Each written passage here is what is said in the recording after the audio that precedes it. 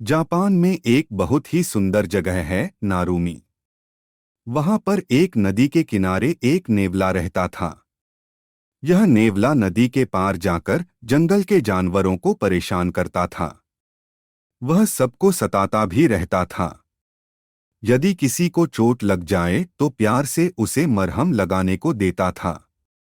लेकिन यह मरहम नींबू के रस और काली मिर्च से बना होता था। इस कारण मरहम लगाने वाले को और ज्यादा पीड़ा होने लगती थी। नेवले को यह सब देखकर और भी मजा आता था। उसने एक दिन खरगोश के साथ ऐसा ही किया। खरगोश ने उसी दिन सोचा लिया कि वह दुष्ट नेवले को सबक जरूर सिखाएगा। और एक दिन खरगोश को एक बढ़िया उपाय सूझ गया।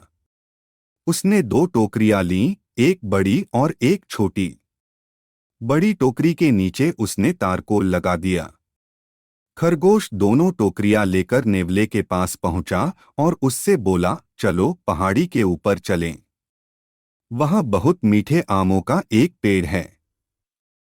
वहां से आम लेकर आएंगे। लालची नेवले ने तुरंत बड़ी वाली टोकरी उससे ले ली। खरगोश तो यही चाहता था।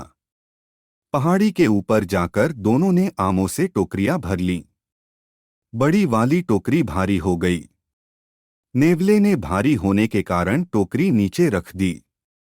टोकरी के नीचे तारकोल लगा हुआ था, इसलिए टोकरी जमीन से चिपक गई। आमों से भरी टोकरी को नेवला छोड़ना नहीं चाहता था, इसलिए उसने पूरा जोर लगाकर टोकरी उठाई। इससे उसके पंजे छिल गए। खरगोश ने उसने कहा, दोस्त तुम्हें दर्द हो रहा होगा, ये लो दवा लगा लो। नेवले ने जब दवा लगाई तो दर्द से चिल्लाने लगा। असल में यह वही नींबू और काली मिर्च का मरहम था जो नेवला सबको दिया करता था। नेवला परेशान होकर नदी की ओर भागा। वह नदी पार करके जल्दी अपने घर पहुंचना चाहता था। नदी के किनारे पर दो नावें खड़ी हुई थीं।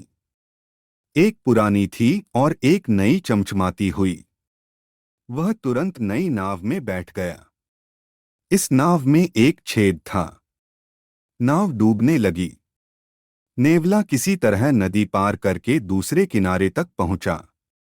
उसके छिले हुए पंजों पर मिर्च का जो मरहम था, उसका दर्द अभी तक हो रहा था।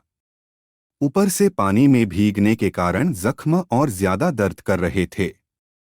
उस दिन नेवले को इस बात का अनुभव हुआ कि उसकी हरकतों से दूसरे जानवरों को कितनी तकलीफ होती होगी। उस दिन से उसने कान पकड़ लिए कि वह कभी किसी को नहीं सताएगा।